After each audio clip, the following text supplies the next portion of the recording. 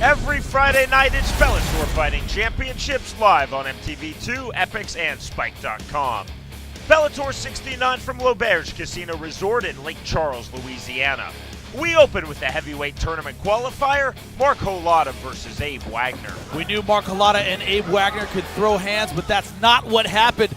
Mark Holada got the takedown early, went for the straight footlock, and here gets the verbal tap from Abe Wagner via straight footlock in the first round. Mark the Machine Holada. Next up, the top two ranked women's 115-pounders in the world, Jessica Aguilar versus Megumi Fujii.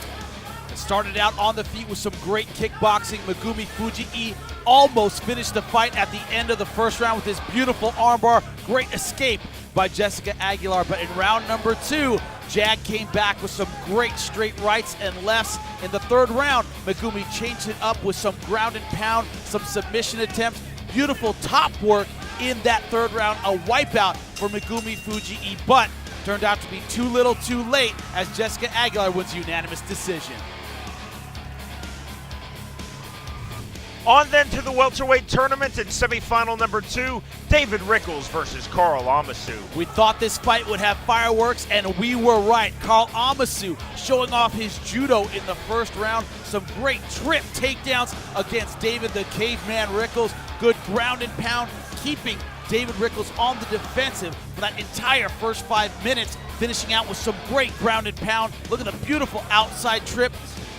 But in the second round, David Rickels able to turn it up. You see the sequence here, a nice front kick, and this knee started a great combination for David Rickels. He had Karl Amoussou hurt and almost finished with this armbar at the end of the second round. Round number 3, David Rickels ends up on top. A dominant third round, beautiful ground and pound, hammer fists from both sides, but once again, too little too late as Karl Amoussou wins a split decision victory.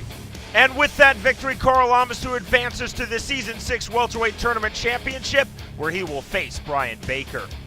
And finally, the Season 6 Middleweight Tournament Championship, Andreas Spang versus Michael Falco. So much bad blood in this fight, and Andreas Spang started out strong, really hurting Michael Falco with those punches, but Falco changed his strategy, got inside where he got some beautiful takedowns, great ground and pound, was docked a point in the first round for an illegal knee, but stayed on course. Beautiful body locks, pressure on the back, never risked anything, tried to put the hooks in or go for any submissions. It was all about pressure, takedowns, and effective ground and pound. Andreas Spang, known for his guillotine, but this rollout escape got Michael Falco out every single time. You see here another flip over the top. Andreas Spang on the defensive after the first round, even finished in mount, but both these guys gained one another's respect in this fight.